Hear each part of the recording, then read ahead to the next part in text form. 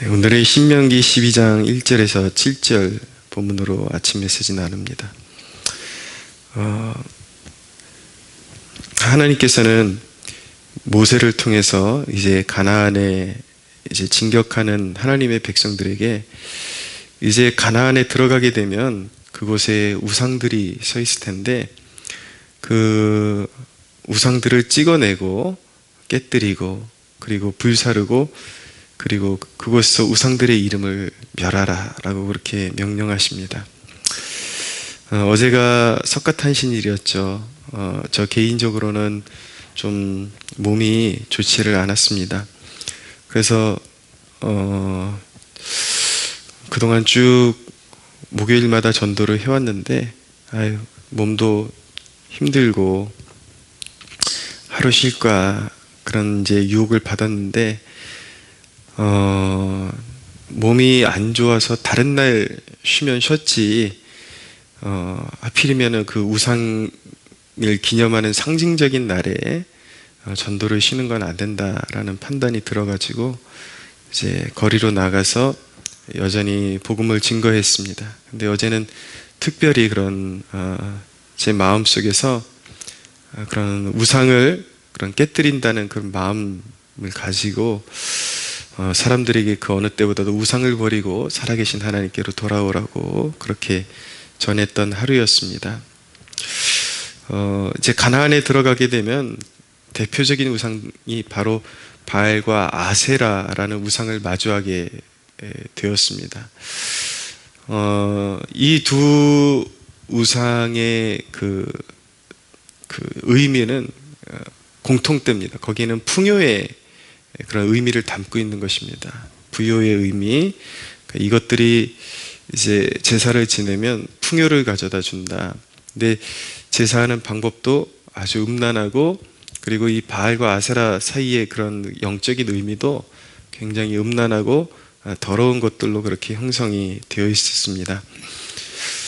그 우상은 그 자신의 그런 욕망과 그런 탐욕을 채우고자 하는 헛된 그런 투영으로 만들어진 것이 우상이죠. 사실은 우상에는 뭐 제의가 있는 것 같지만 그 속뜻이나 그 섬기는 그런 자세나 이런 것들은 그런 자기 욕망의 투영, 자기 뜻대로 섬기고자 하는, 사실은 자기 마음대로 이렇게 육신의 그런 안위, 그런 정욕을 따라서 섬기고자 하는 것이 바로 우상의 특징이라고 말씀드릴 수가 있겠습니다. 이런 우상을 그 가나안 땅에 들어가자마자 제거하라는 그 명령은 바로 이스라엘의 그런 순수 신앙을 오염시키는 그런 위험으로부터 그 위험을 들어가자마자 미리 제거하라는 뜻을 가지고 있는 것이었습니다.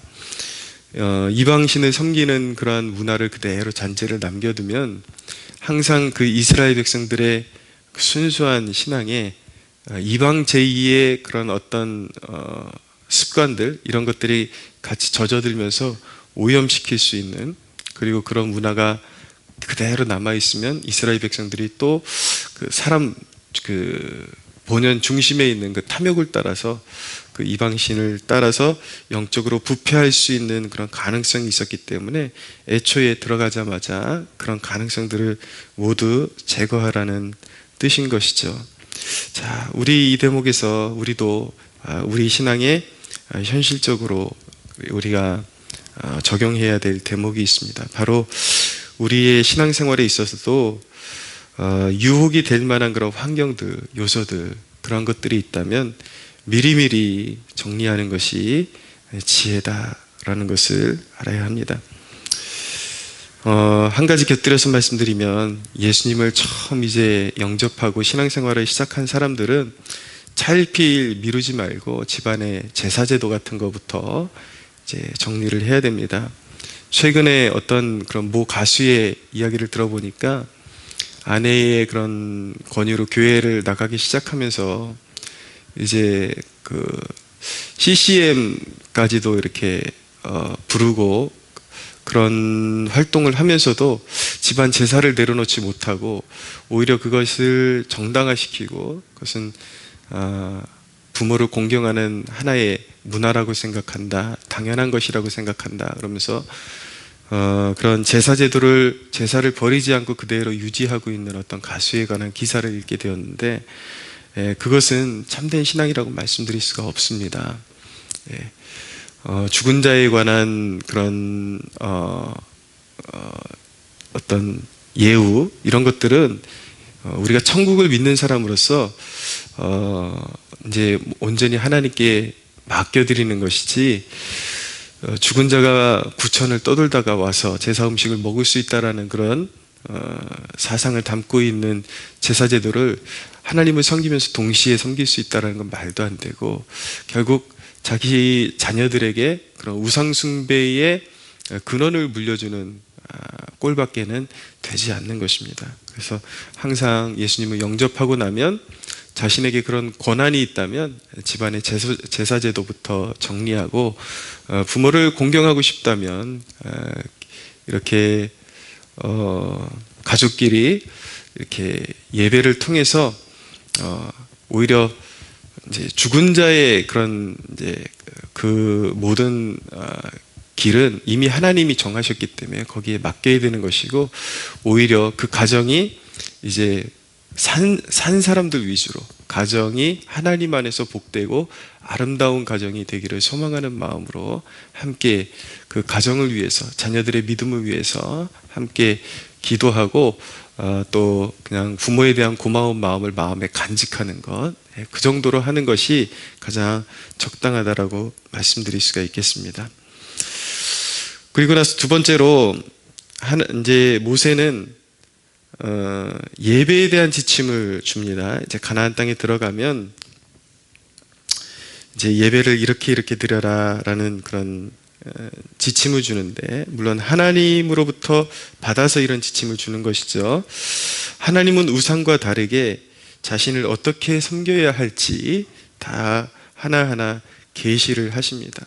그러니까 자연 종교와 기독교의 차이, 이것이 자연 종교는 자기가 원하는 대로 아무데나 산당을 짓고 인간이 원하는 대로 제사를 드리고 음란하고 문란하고 이런 반면에, 하나님께서는, 기독교는 계시의 종교죠. 하나님께서 친히 자기를 어떻게 섬겨야 할지 장소와 그런 시간과 이런 것까지 다 정해주시는 거예요. 이렇게 섬기는 법도를 정해주시는 것이 다릅니다. 그게 우상과 전혀 다르다라는 것인데, 오늘 세 가지를 명령하십니다. 택하신 곳에 가서 예배하라. 그리고 너희 번제와 너희 제물과 너희의 11조와 너희의 거제와 너희 소원제와 낙헌제물과 너희의 소와 양의 처음 난 것들을, 첫소산을 그 정해진 장소로 가져다 하나님께 드려라. 세 번째, 제사를 드리고 가족끼리 하나님 앞에서 먹고 마시면서 가족끼리 즐거워하라, 가족끼리 즐거워하라 라고 말씀하십니다.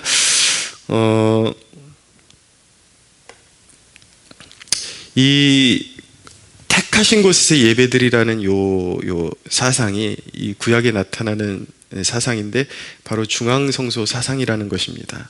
하나님께서 정하신 장소에 가서 예배를 드려야 한다, 제사를 드려야 한다.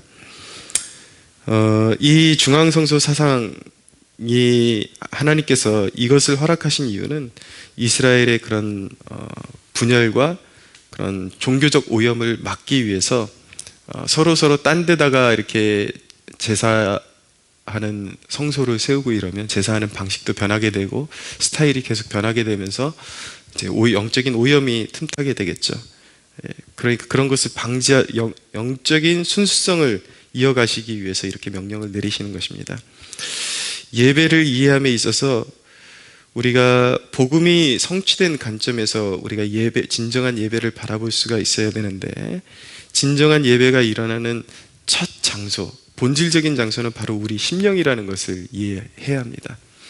이제는 그 이스라엘 백성들, 구약의 이스라엘 백성들처럼 하나님께서 한 장소에서 모여서 예배해야 된다, 이것이 아니라 이제는 어떻게 말하면 개교의 중심이 된 것이죠. 그렇지만 우리의 예배가 일어나는 그런 본질적인 중심은, 성소는, 성령이 임하시는 첫 번째 본질적인 장소는 신자의 심령한 마음이다. 그래서 마음으로 예배드리고 어떤 장소나 어떤 이런 것에만 국한되는 것이 아니라 신자가 어디에 있든지 그곳서 예배자로 살아가는 것, 어디서든지 예배는, 진실한 예배는 가능하다라는 것을 우리가 이해할 필요가 있죠.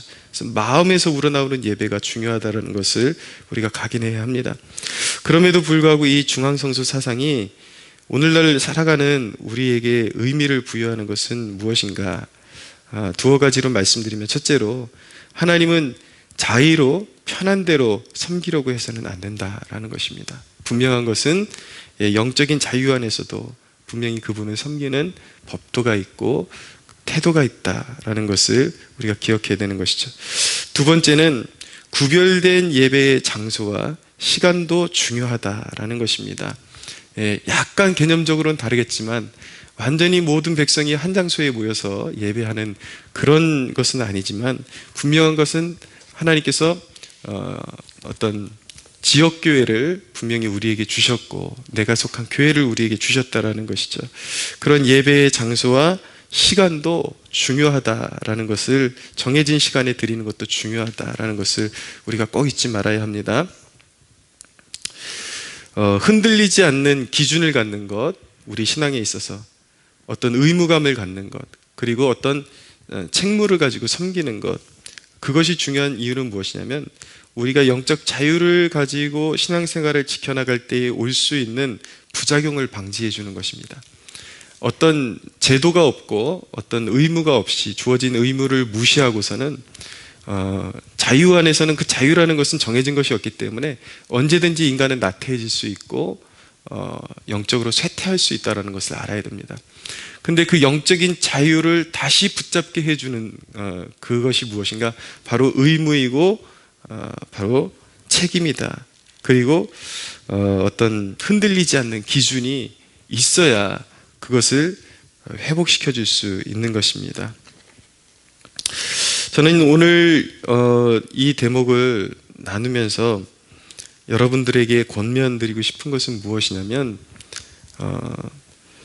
여러분들의 주의 성수 그리고 주중 모임에 대한 그런 중요성은 여러분들이 아시리라고 믿고, 여러분들에게 새벽 예배를 꼭 드리실 것을 권유해 드립니다. 이것도 그냥 하루의 아침을 무조건 시작하는 것보다 정해진 장소에 나와서 하나님 앞에 예배를 드리면 그 마음의 태도가 달라지게 됩니다. 일단 시간이 구별되게 되죠. 그리고 하나님 안에서 하루를 시작하는, 그리고 하루를 이미 선점하고 이렇게 시작하는 그런 일들에 대한 뿌듯함, 그리고 승리를 쟁취하는 그런 의미가 있습니다. 물론 그렇게 하루를 이제 어떤 꼭지점을 찍고 나서 하루 종일 주님과 동행하게 되는데, 늘 말씀드리지만 하루의 정해진 시간에 하나님 앞에 먼저 서고 나서 이제 하루를 시작하게 되면 그 하나님과 동행하는 그 여운을 계속 이어가기가 쉽습니다. 그러나 눈 뜨자마자 세상 일부터 이제 시작하게 되면은 그 세상의 그런 계속 이렇게 다가오는, 쓸려오는 그런 세상 일에 계속 쓸려갈 수밖에 없는 그런 이제 그런 삶 가운데 휩쓸릴 수밖에 없는 것이죠. 그런 의미에서 굉장히 이렇게 정해진 시간에 정해진 장소로 나가서 하나님을 예배하는 것은 몹시도 중요하다. 오늘날 이제 코로나 사건이 터지면서 이런 정해진 장소와 시간에 대한 개념이 점점 더 깊이 허물어져 가는 것 같습니다. 중요한 것은 흩어져서 예배드릴 수 없다 이것이 아니라, 그것이 우리가 주어진 특수한 상황에 따라서 가능한 것은 분명히 있지만 어떤 부류에게 있어서는 그것이 호황을 만난 것처럼 어떤 부류들은 실제로 예배 꼭 모여서 드려야 되는 건 아니다, 이런 핑계로 이제 빠져들거든요. 그들의 지론은 마음으로 예배 드리는 것이기 때문에 정해진 장소와 시간에 구애받는 것은 율법적이다라고 그렇게 주장을 하는데, 정상적인 복음주의적 시각에서 그런 모여서 예배드리는 것이 율법적이다라고 말하는 정상적인 부류들은 존재하지 않습니다. 건강한 그런 복음적인 시각을 가지고 있는 선생들은 항상 정해진 시간, 정해진 장소도 중요하게 가르쳐 왔다라는 것을 여러분들에게 말씀드리고 싶습니다. 대표적으로 복음주의자 중에 에이든 토저라는 분이 있는데, 이분도 책 내내 항상 이분의 그 여러 가지 저작들이 있지만 그 중심에는 하나님의 임재를 누리는 삶, 하나님과 동행하는 삶, 그 내면으로 하나님을 더 갈급해하고 하나님과 인격적인 그런 마찰을 이렇게 추구하는 삶에 대한 그런 강조거든요. 근데 이분이 그러면서도 이 책에서 늘 그분의 저작에서 강조하는 것, 주의를 기울이는 것이 무엇이냐면, 그러한 은총의 수단으로 주신 정해진 장소와 시간, 이런 것들을 결코 무시하지 않고 자기가 주장하는 것들이 그런 것들을 무시하는 것이 아니다라는 것을 어필시키고 있다는 것을 말씀드립니다. 한 소절을 잠깐 읽어드릴게요. 에이든 토저의 글입니다. 나는 일반적인 은혜의 수단들이 바로 제가 말씀드린 정해진 시간과 장소에 예배드리는 걸 말하는 거예요. 경건생활하는 거. 이 은혜의 수단들이 가치가 없다는 인상을 남기기를 원치 않는다. 사실 그것들은 너무도 확실한 가치를 갖고 있다. 모든 그리스도인들이 개인 기도를 연습해야 한다. 오랜 시간의 성경 묵상은 우리의 바라봄을 정화하여 인도할 것이다. 교회 출석은 시야를 넓히고 다른 사람들에게 향한 사랑을 증가시킬 것이다. 봉사와 일과 활동, 모든 것들에 모든 그리스도인들이 참여해야 한다. 그러나 이것들의 저변에 그것들이 의미를 갖게 하시는 하나님을 바라보는 내적인 습관들이 있을 것이다. 소위 한 쌍의 새로운 눈이 우리 안에 개발되어, 마음의 눈을 말하는 것입니다. 외적인 눈이 지나가는 이 세상의 장면들을 보고 있는 동안, 일상생활을 하고 있는 동안 우리로 하여금 하나님을 바라보는 것을 가능하게 할 것이다. 그러니까 토저의 지론이 무엇입니까? 우리에게 기본적으로 정해진 장소와 시간에서 경건생활하고 봉사하고 하나님 섬기는 것 너무나도 중요하다. 그러나 거기서 우리의 내면의 눈이 개발되어서 우리가 교회 밖으로 나아갈 때도, 건물 밖으로 나아갈 때도, 또 정해진 모임 밖으로 나갈 때도 항상 하나님을 바라보는 그 시야를 지녀야 된다라고 그렇게 가르치는 것이죠. 이것이 바로 성경적이고 건강하고 정상적인 사역자의 가르침이다라는 거, 오늘 이 순간에 꼭 기억할 필요가 있습니다. 마지막으로 7절 한 구절 읽어드리면, 거기 곧 너희의 하나님 여호와 앞에서 먹고 너희의 하나님 여호와께서 너희의 손으로 수고한 일에 복주심으로 말미암아 너희와 너희의 가족이 즐거워할지니라. 자, 우리가 꼭 기억해야 될 메시지가 여기에 있다고 생각합니다. 예배는 개인의 만족으로 끝나서는 절대 안 되는 것입니다. 가족이 함께 예배에 참여함으로 서로 신앙을 격려하고 하나님을 섬기는 그런 가정으로서의 정체성을 확인하는 그런 습관을 갖는 것 매우 중요합니다. 오늘같이 어떤 개별주의적이고 개인주의적인 그런 세상을 살아가면서 주일날만큼이라도 온 가족이 한데 모여서 예배를 드릴 수 있도록 노력하는 것, 이거 참 중요한 것 같습니다. 그래서 가족끼리 예배 마치고 봉사도 하고 식사의 교제 나누면서 우리 가정은 믿음의 가정이야, 하나님을 섬기는 가정이야, 그런 신앙의 정체성을 확인하고 또 자녀들의 신앙의 현주소가 어디 있는지 이야기도 들어보면서 그날만큼은 다른 날도 신앙에 젖어 살아야 되겠지만 가족끼리 서로 신앙을 격려하면서 우리의 신앙의 현주소가 어디 있는지 확인해 보는 것 참 중요한 태도라고 생각이 되어집니다. 여러분들 그런 가정, 하나님 섬기는 가정을 사모하시고 지금까지 여러분들 안에서 그렇게 온 가족이 믿는 가족임에도 불구하고 한데 모여서 예배드리지 못하는 가족이 있었다면 한번 애써 보십시오. 그리고 의미를 부여하고 단순히 한번 예배드리고 서로 뿔뿔이 흩어지는 그런 모습이 아니라 한데 모여서 영적인 교제를 나누면서 더욱더 영적인 그런 힘을 실어주고 서로 격려하는 그러한 복된 가정으로 세워지는 것을 사모하고 그렇게 세워나가는 여러분들 되시기를 예수 그리스도의 이름으로 축복합니다.